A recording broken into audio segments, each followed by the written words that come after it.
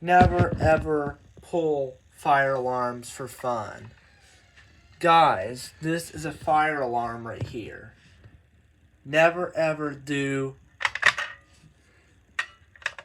this in a public place.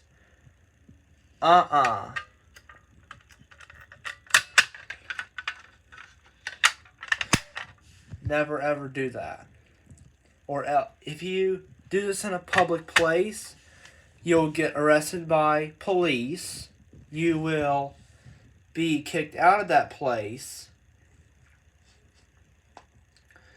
Or someone will come to you. So never ever pull fire alarms for fun. Never ever pull fire alarms with objects. Don't take anything like a timer and do this with it. No. These things are not to be messed with. Only unless there's a fire. So don't do this to it. Don't shake it. Leave it alone. Leave the fire alarm alone. Never ever do it.